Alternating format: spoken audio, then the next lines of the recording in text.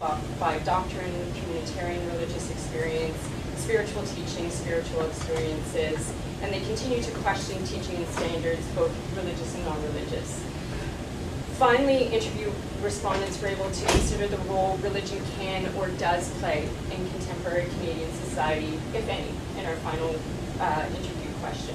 Most felt that religion could offer a sense of community, a sense of comfort in Canadian society.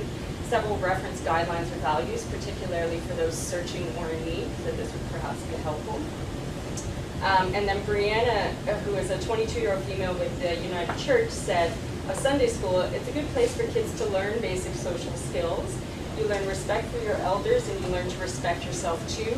I mean, you don't have to believe everything you're taught in church. And so I thought that was a good sort of space, but there was room for her to challenge that. So what I want to turn to in my last 4.5 minutes is the language, my interest in kind of the language, why this language is so similar, and some of what we have already talked about the deployment of spirituality and maybe the inherent power involvement in the way spirituality is used, and where I think gender and sexuality studies might help us with our language. So Elizabeth Ersick has written an article, and I don't think I included some of what she says. It's called By the Way, and it's about the limitation of using something like non-religious to describe people who maybe aren't adhering to the category as it's historically or currently being understood. And she also argues, and I agree, that saying you are not something is an inherently negative sort of perception of your identity, and that's maybe not entirely useful.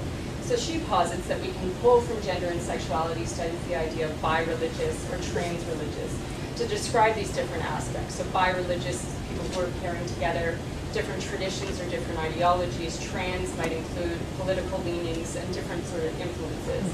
And I like what she's saying, though I still think it leaves non-religious as that category. I'm not sure it quite does away with non-religious as a term. And there's a growing body of literature on the definition of religion, which I'm not going to get into, but the multiple and perhaps confusing uses of the term across these venues, and the ongoing challenge of acknowledging the complexity that is religious identity. Similarly contentious and yet perhaps more progressed debates have happened within gender and sexuality, which have challenged the historical categorizations, current usages, and narrow implications of a pathologized gender or sexuality, and the assumptions of normativity that have been embedded in the terms gender and sexuality. They have sought to excavate the multiple possible experiences and nuances of gendered and sexual identities, including the ways both are often constrained and subjugated in discourse, policy, and day-to-day life. As the study of religion is continuing to develop this work on lived or living religion and religion across generations, religion in diaspora, and the result of immigration experiences, I think perhaps that our understanding of religious identity will be developed in maybe a similar way that gender and sexuality, the language of gender and sexuality has. I would not argue these complexities are new to the experience of religious identity, and I think we're all aware this isn't new, but the articulation of a narrowed or essentialized religious identity seems to be becoming more prominent, and that can be events within the last 15 years or so that have defined a fairly narrow identity in media or in public discourse. So,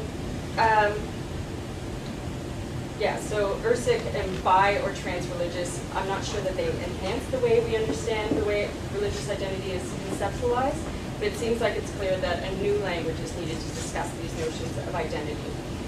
Clearly, religiosity is being discussed in innovative and multifaceted ways, demonstrating the responses of our participants and across multiple projects.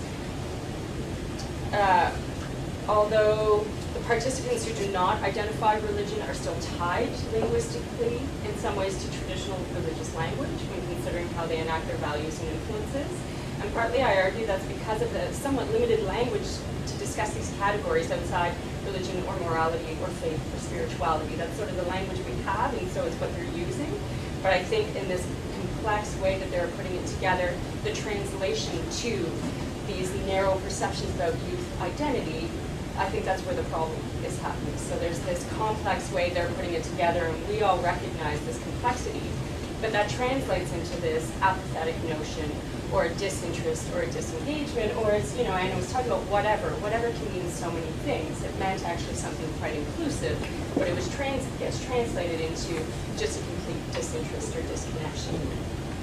So I'm interested in thinking about the way we can maybe articulate a different language, or maybe it's just a matter of religion catching up in some way, that we're catching up to the language of gender and sexuality. And I'm trying to, I don't know how much time I have, and I'm just reading on paper, so I'm not sure in my head. Well, I'm done? It's supposed to be done, but it comes just Okay. So, although youthful, good, I have one paragraph. Although youthful religious identifications are increasingly connecting with SBNR or non-religious, once we begin to unpack what that means for their identities and the expression of their identities, we see the engagement of fluid notions about spirituality, morality, kindness, compassion, and values that are not dissimilar to the religious identities of our participants. They're not disengaged or apathetic, but the narrow check boxes to describe these identity characteristics continue to create a picture of disconnect, and digging into the topic demonstrates considered and connected youthful expression of religious identity. This is just a wordle from that. Yeah, Wordle's fun. That's it.